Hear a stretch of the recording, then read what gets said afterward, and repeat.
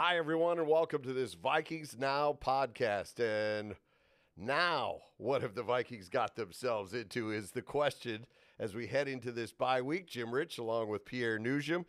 And Pierre, Vikings fall to the Chicago Bears 12-10 in a horrible display of football. The best way to describe it was a stat that you passed along to me. It is the first time this season that a team has won a game in the NFL without scoring a touchdown.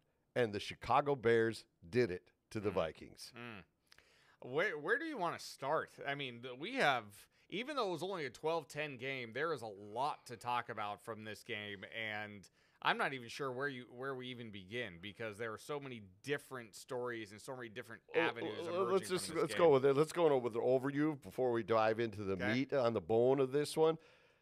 How devastating a loss is this in your mind? Because the Denver one didn't bother me. Yeah, this same. one bothers me. Yeah, same. I feel the same way. This was just a it almost seems like you've had 3 full weeks now with Josh Dobbs, and yet this was the time where he looked like he had just gotten Got traded. off the plane. Yeah, a few weeks ago. So I'm not take nothing away from the Bears defense. They played really, really well, I thought. And they've been good all year. Yeah, they have been good all year. I thought Montez Sweat gave Brian O'Neill a lot of trouble at right tackle. 4 interceptions from Josh Dobbs tonight. 2 of those weren't really his fault, but 2 definitely were. So turnovers, guy. Should we be sitting here and say, yeah, hey, we didn't fumble this time? Yes, we hung on to the ball running it. At least it's not a fumble. But the turnovers, again, turnovers kill you. You've lost 2 straight games by a combined 3 points, and you've allowed 1 touchdown in that span. You're 0-2. How is that possible? It's not. It should not be possible. Turnovers is a big reason why. Right. Turnovers is a huge reason why. 4 interceptions tonight just kept sending the Vikings back. I mean, God bless the Vikings defense. They did all they could today to keep them in this game. They did everything they could. They forced 2 Justin Fields fumbles late in the game and really gave themselves an opportunity. But the offense tonight was just putrid. Yeah. Putrid tonight. Yeah, I mean, the Vikings had 8 first downs the entire game. That's not just a half. That's or 15 total, 8 passing first downs. 4 of those first downs came via penalty, too. So. Yes. 4 from – So they made 11. They were 2 of 9 on third down and 0 of 2 on fourth down. So let's get into Dobbs because Kevin O'Connell dropped a bomb in his post-game press conference when he was asked, are you considering changing quarterbacks coming out of the bye when you go to Vegas to play the Raiders? And he said, we will take a look and evaluate. And he also had Mullens warming up on the sidelines in that game before he continued to stay with Dobbs. Yeah. So has the Pastronaut splashed down in the ocean and his run is done?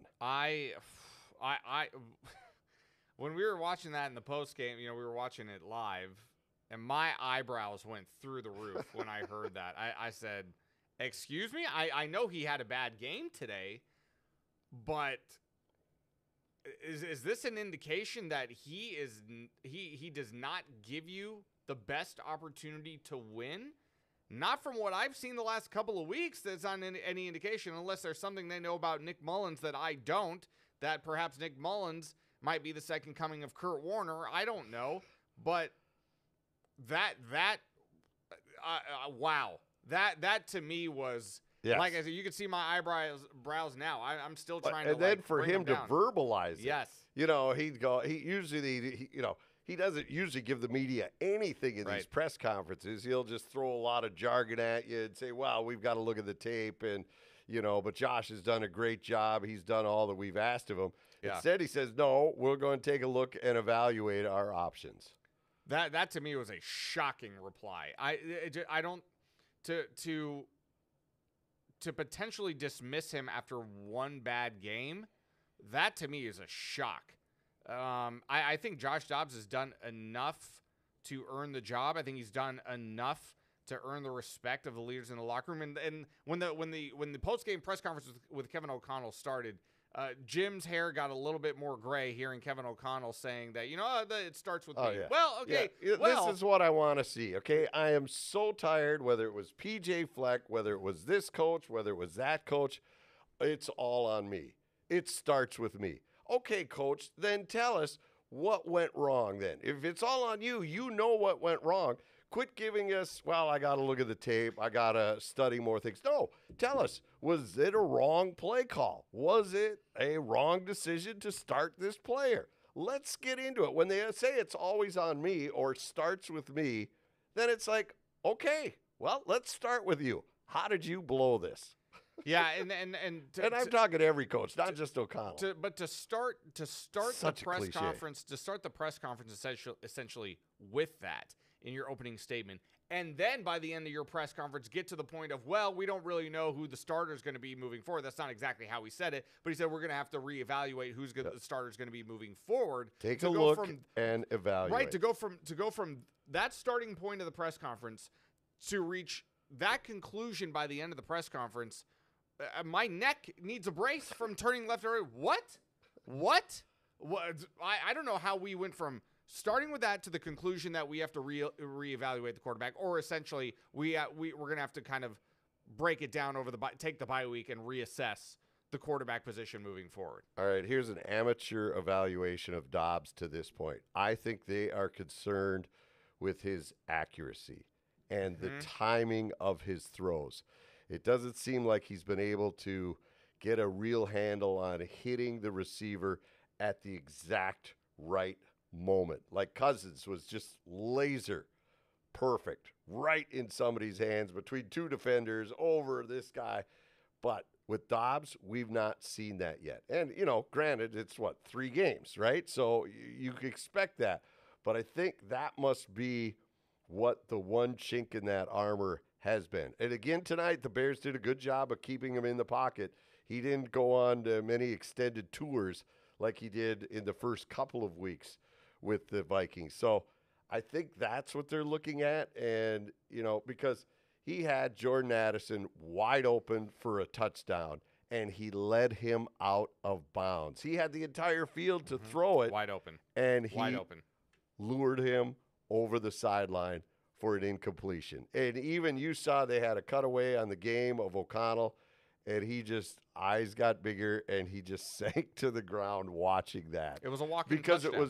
Because it was a beautiful play call. They set him up, the double move, the Bear guy collapsed, boom, he's gone, and that's what happened. So I think those are the things, because his favorite target, once again, is T.J. Hockenson. He's good at middle range, finding the tight end. Hockenson, 5 catches, 50 yards, gets the 17-yard touchdown. That was it, really, that was dynamic. There were a couple to Powell. There were a couple to Addison. And granted, Addison had that one ricochet right off his helmet for an interception. That's on him. That hit him in the hands. There were 2 throws in this game that I want to point out really quick from Dobbs that gives me a little bit. You highlighted one of them just now. The deep ball to Jordan Addison, that was a walk-in touchdown that he missed Addison hitting him in stride.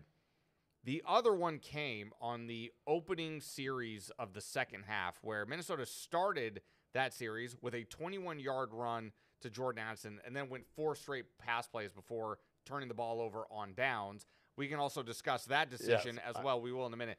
But the 4th down play on 4th and 7, and this is we're talking just Pierre Nugent's own evaluation of quarterbacks. This is where I will back up the truck $300 million to any quarterback who could show me that they can throw that back shoulder sideline throw, all those sideline throws, catching a receiver going out of bounds with accuracy and keeping it away from the defender. If you can show me you can do that with consistency, I will back the truck up for you every single time.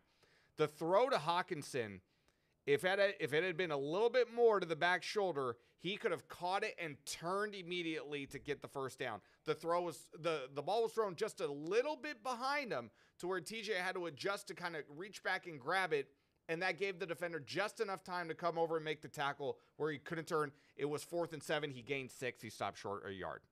So that goes back to my theory that they think he's just not accurate enough and his timing is just not there Yeah. for what they would need a quarterback to do in critical situations. It's a hard throw to make. I'm not sitting here saying that the back shoulder sideline throws, those little quick out routes that you want your receivers or tight ends to make when you need a quick gain of 5 on a 4th and 4 or something like that. It's not an easy throw to make with 100% accuracy. So, I'm not trying to be overly hard on Josh for that throw specifically, but it's those little things. It's those little things, because Chicago took over.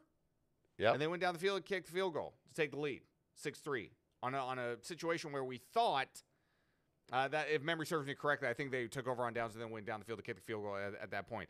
But that's a situation where you have 4th and 7 from your own 49. You're in minus territory. Why aren't you punting the ball? You're not scared of the Bears offense. What did the Bears do in the first half to scare you? Right. If anything, you want to kick it to them, and your defense, which has been playing lights out, you'll hopefully get a 3 and out. You'll get the ball back at midfield and try again. I mean, it wasn't like, wow, this is going to be a track meet. If we don't score here, we're not going to be in this game. Yeah. You will have plenty of windows of opportunity to score and take the lead, like they did late in the game. So I don't understand why in a game like that do you want to give the Bears any, especially their offense, any encouragement, or like, ooh, gave him a short field, gave him a short field, and that's, that was a curious decision. I don't mind being aggressive at times, but that's the thing that confuses me with Kevin O'Connell. We've now seen this 2 weeks in a row now. You get aggressive in minus territory on a 4th and 7, yet in Denver, when you have a 1st and 10 from the 12 and you're up 17-15, you run it on back-to-back plays for no gain, setting yourself up for a 3rd and long that allowed Denver to rush the quarterback, that forced Dobbs to get rid of the ball quickly and incomplete. You settle for 3, you go up 20-15. What does Denver do? Drive down the field, kick the field goal. You recover a fumble with under 4 to play. It was under 3.5 to play in plus territory. Chicago still has 2 timeouts left and the 2-minute warning at this situation. You run it on back-to-back plays and get a yard. I understand you're trying to burn clock and give Chicago a limited opportunity, but you're not up 4. Right. You're not up 4. You're up 1. So a field goal still, it could be the difference of the game. If you're up 4, I don't necessarily mind that too much, because, you got to make Chicago score a touchdown, which they hadn't done all game long. I can live with the consequences on that. But in that situation, you burn less than, because Chicago used their timeouts. And then you're, again, a 3rd and long. You're forced to throw. You do a little quick out to, I believe it was Brandon Powell. It might have been Jordan Addison. I can't remember. I think it was Brandon Powell. Yep. Quick out to Brandon Powell. Goes nowhere. Yep. And now you're forced to punt. You burn less than a minute off the clock. You give the ball right back to Chicago with over 2 minutes to play. They drive down the field, kick a field goal. Yeah, exactly right. The lack of innovation, the lack of aggression at the right time, the timely aggression, and that's 2 weeks in a row, because he did it against Denver too. You played. Those are moments that indicate to me you are playing not to lose the game. I know your defense had been playing great all game. I don't have a problem with you saying I trust our defense, because there's no reason not to trust the defense. However, in that situation, when you're only up a point, Jim, there's context to everything, and the context of of the play calling sequence, the moment after they recovered the second fumble, didn't make sense to me at all. Right. I don't have a problem running it on 1st down, but when you get nothing on 1st down, you got to just throw it. Just throw it. Why? I mean, we'll do a high percentage. Yeah. A swing pass to the back, or Hawkinson over the middle. That's one that Dobbs seems to have down pat. Something like that, some high percentage pass that you're not going to have the incompletion and stop the clock. Right. How about, let's go back to the start of the game. First quarter, here's a stat for you. The Bears ran 19 plays. Vikings ran only 3 and had -7 yards. That's the fewest yards by a team in the first quarter of an NFL game dating back to 2019. Credit ESPN Stats and Info for that. Wow. What I want to get at here is why the slow start. Usually when you have scripted plays, and in years past, the Vikings were ridiculous. I think in the Zimmer area, they were fantastic on their opening drives. Yeah. The first 15, they would rip down the field, 7 points, boom, we're on our way. And then, of course, the offense would go off the tracks. Right. That's a different story. I digress. But you look at what was going on here, and the offense, for some reason, has not gone anywhere the last 2 weeks. This was a game where I was watching, and by the second quarter, I thought to myself, boy, it would be nice to have Justin Jefferson in this game, wouldn't it? To give yourself another option, another target that has to, take attention away from a defense. So, Jim, that's kind of a hard question to ask. I think the easy answer is, you haven't been able to establish a run game all season long. Tonight wasn't too bad. Tonight was actually a little bit better than I thought it would have been, but there was a lack of a commitment. You rushed 17 times, 73 yards, 4.3 per carry. So that's not bad. Of that 73, 21 came on one carry. Well, yeah. I mean, I get so it. you take that away, it's 50 yards on 17 carries. 16 carries? On 16, yes. That's not good. That's just a little over 3 yards a carry. So, I know it counts all the same, I guess, but at the same time too, people talk often about, like, even if you're not running the ball well in the fourth quarter, because they never trailed by more than 6 in this game. So it's not like they had to abandon the run by any means. That would never had to be an option in this game. Correct. So you still want to run it to just have a threat to try to wear down a defense. And I thought Alexander Mattison ran the ball particularly well for the most part in the second half. He was finding holes. He was making good cuts. I thought Mattison played pretty decently in the second half. So, but 17 carries as opposed to 31 throws in a game that you never trailed by more than 6. Why?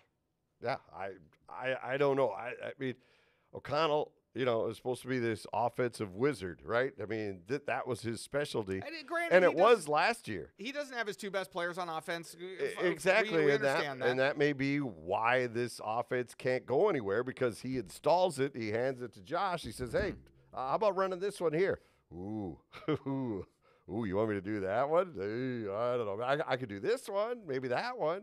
I mean, I don't know. Maybe that's what's going on, and that's why we're back to we're going to take a look and evaluate our quarterbacks. So you have Jaron Hall, Nick Mullens, or Josh Dobbs. You want to put some cash on who will be the starter in Vegas? No. Come on, they're in Vegas. Everybody bets. Yeah. Okay, how about this one? Last week I asked you and Ahmad, and wasn't going to hold you to it, but where is the needle right now? Starter opening day next year.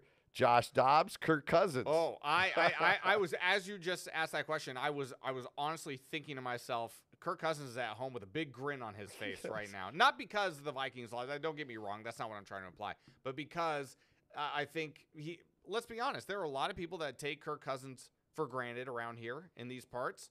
And, if you have Kirk Cousins in this game, does it go better? I would be inclined to believe it does. I mean, look what they did to the 49ers 2 months ago on Monday Night Football. So,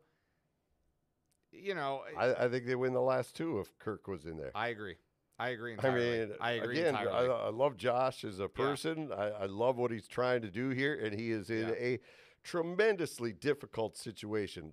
I'm not dumping on him and saying he's no good and this kid doesn't get it. He has done everything he can to try to pick this offense up, try to learn it, digest it, know everybody's names, and figure this all out on the fly. So I'm certainly not saying that he's not ever going to amount to anything.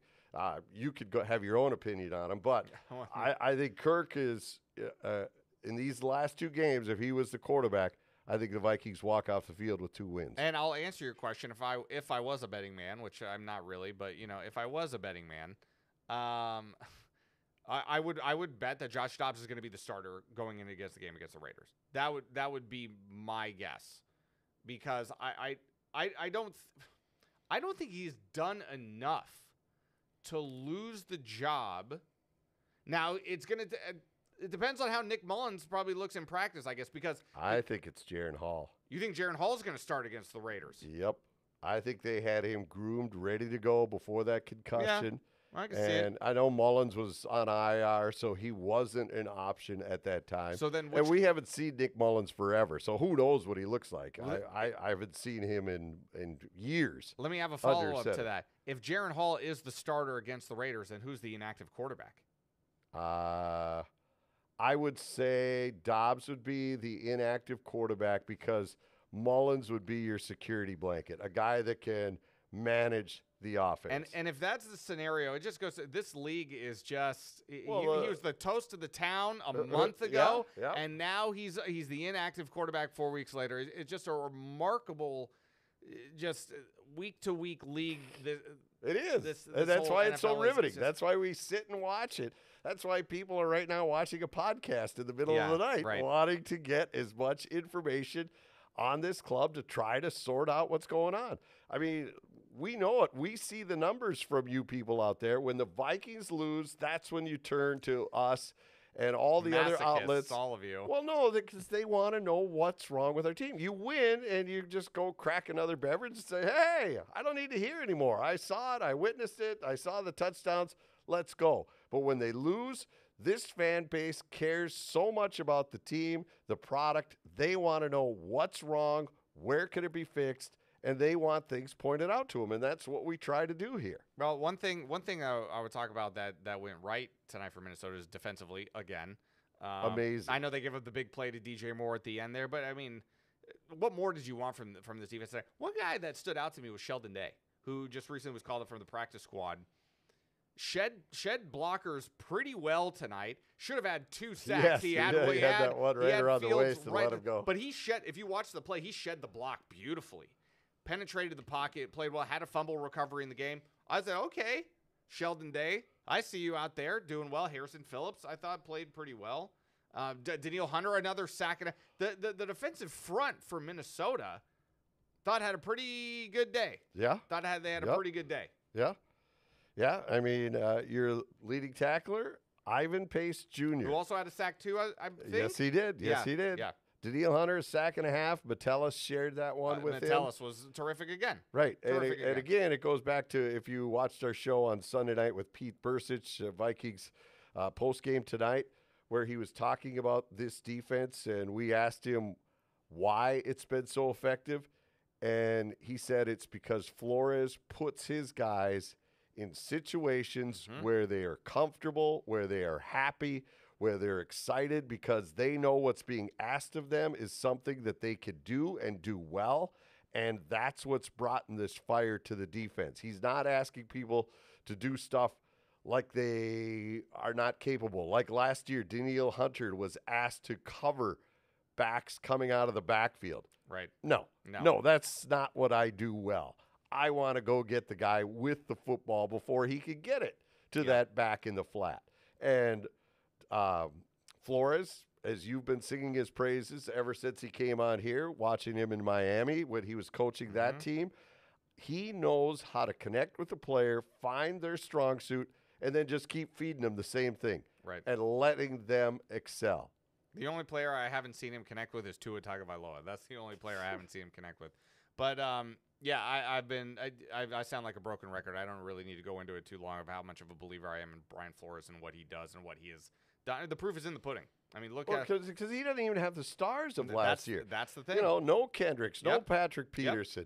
Who are the lines when I'm missing the Zadarius Smith? Yeah, I mean, you take that away. Yeah, and you watch it and you're like, Sheldon Day, is he a Viking? Oh, he is a Viking. I mean, the people that he's just plug and playing is astonishing. I always tell people, you go back to the 2019 season. If you really want to be even more impressed with Brian Flores, go look at the roster of the Miami Dolphins of the 2019 season. Find me how many guys are still in this league, and or go back and look at the final 9 games of that season. And they were signing guys on Tuesday, and those guys that they signed on Tuesday were playing on Sunday. And they still found a way to win games. When that team was not trying to win games in 2019, that season indicated to me right there that Brian Flores is one heck of a football coach. And I think the Vikings are lucky to have him. But right now, the reality is they are 6-6. And all of a sudden, the door is wide open because we have 3 teams, 2 or 3 teams sitting right. Green Bay is closing in. The Rams are closing in. So they're a game, or excuse me, they're a half game now because it's only a half game. They're even in the loss column. So now the door is open for Green Bay and the Rams next week to try to catch Minnesota for the final spot in the NFC. Yeah. Yeah. Here's what we sit right now. Vikings drop to the 7th seed. And the Saints fell now as well. because Seattle is 6-5. Yep. They are the 6th seed. Vikings are 6-6. Then you have Green Bay, half game behind, as you said. So if they win, they will move up and be tied with the Vikings, although the Vikings have the tiebreaker because they beat them already. You have the Rams at 5-6. Yep. You have New Orleans at 5-6. Yep. And if you want, you can throw in Tampa Bay at 4-7. It's still live. I mean, Yes. the season's far from absolutely. over. 2 games back of the Lions in the division. I think tonight's loss, Jim, in all honesty, even though we have 5 games left now. Yep, 5 games left. Tonight's loss shut the door for me on the Vikings to have any possibility of winning this division. I think their hopes, Unless the Lions continue to come back to earth. barring some kind of catastrophic injury to key players in Detroit, I think with 5 games to go and 2 games. Well, this is where I should probably backtrack my statement. I'm ready. You do play the Lions. You do play the Lions twice. Yes. That's where it could be done. But I have a hard time believing that the Lions will slip up enough in the final 5 games of the season to give Minnesota a chance to get back in the division. I could be wrong. All right, I'll give you the Vikings' final 5. Yeah. All right, you tell me the record. Okay. All right, here we go. After the bye, go to the Raiders. Yeah. Then you go to the Bengals. Mm-hmm. Then you host Detroit. Okay. Host Green Bay, and finish in Detroit. So what's the record there? Oof, man. I mean, the Bengals are not the Bengals anymore. Right. Not with Burrow done for the year. Right. So they look easy. Raiders are going to be tough, but Raiders are going to be tough. Raiders look competent. Raiders are going to be tough. Yep, the coaching change there really made a big difference for them. Yeah. I'm ping-ponging back and forth between 9-8 and 8-9. So what's that? 3-2 down the stretch, or 2-3? 3-2, I think, is the best the Vikings are going to do down the stretch. That's my gut call. Is 3-2 down the stretch. You have to go 3-2, and one of those wins has to be against the Lions in order to really put yourself in a solid spot to grab a wild card spot. Okay. If you lose 2 games to the Lions, I think you're finished, because I think between I don't think the Vikings are going to go 3-0 against the Raiders, Bengals, and Packers. Why not? Because 2 games are on the road. Yeah. The Bengals defensively are still a very good team. Defensively, the Bengals are very good. Jake Browning, if you watched that game, which I know probably none of you did, but I did. Jake Browning, he had money on it. I did not have money on that game. Jake Browning, who stepped in for Joe Burrow, wasn't great, but he was not bad. I saw him make one bad throw in that game. It was a costly interception in the 4th quarter. But Jake Browning did not play poorly, in my opinion. So it's a similar situation. Cincinnati looks an awful lot like Minnesota right now. You're on a backup quarterback. You play great defense. If you want to bet on that game, I would take the under in that game. So Cincinnati. Check out Pierre's betting blog. Soon enough. Cincinnati, just because they don't have Joe Burrow doesn't mean they're not any good. Las Vegas, just because they have Aiden O'Connell, rookie quarterback, doesn't mean they're not any good, because they played Miami really tough. They blew a lead against Kansas City. They were 14-0 on Kansas City, and they're going to be home. So, and Green Bay, has Jordan Love suddenly turned a corner? That you just saw what they did to Detroit. Yeah. So it's hard for me to really come on this podcast and emphatically say, oh, yeah, the Vikings are going to go 3-0 in those games against Cincinnati, Las Vegas, and Green Bay. If they do, this team is going to make the playoffs. But I'm not ready to go there yet. Yeah, well, after what we watched against the Bears. Yeah. Yes. All right, here's what the Lions have left. They have the Saints at New Orleans, at Chicago, Denver at home, Vikings, Cowboys at Dallas, and then Vikings again. Okay, read me the first 2 one more time. At Saints, at Bears. Okay. Then, and the game. Then Broncos. Saints, Bears, Broncos, Saints, Bears. Saints, Bears, Broncos, Vikings, Cowboys, Vikings. Is that game in Dallas or in Detroit? It is in Dallas. So they have 3 road games. Or they have 4 road games left, only 2 at home. They're in Denver as well? No, Denver is home and the Vikings are home. Wow, that's all they have at home. That's an interesting stretch for Detroit. See? Maybe that door isn't closed yet on that division title. Yeah, I think the Lions will win the next 2 games.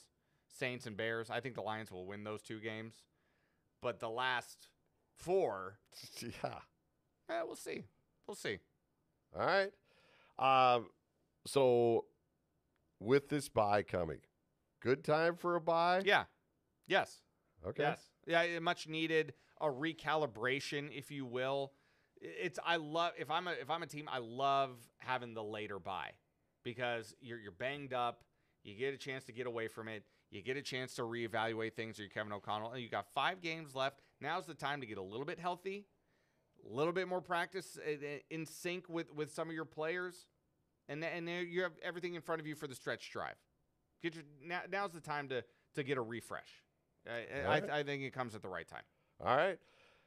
The players, though, I don't think are going to be too restful on this bye. I think this game, the Denver loss was, I think, palatable to them. They were like, okay, it was there. We had 3 turnovers.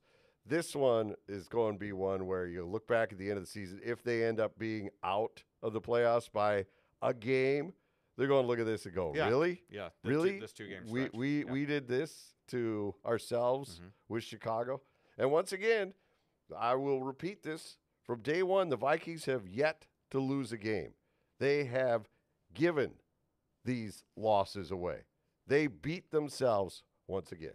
Well, it's a thin margin. 23 turnovers on the season. 23. Yeah. That has been the theme of the season, and when will it stop? I don't know, but it needs to stop now if the Vikings have any chance of making the postseason. All right, you got anything else you want to throw out there? Yeah, I want to go home. Let's get out of here. Tell people where to find this. How do they find all this other stuff? You can find us everywhere you get your podcast. Plus, you can also find us on the Fox 9 YouTube page and give it a like, subscribe, listen. If you hate us, tell us about that as well. Comments, we read them, right? We can read your comments. We want the feedback, so please give us the feedback, and hopefully you enjoy the Vikings Now podcast. All right, that'll do it for us. So Vikings lose to the Bears. They're back to 500. It's a bye week, and so now we are saying bye.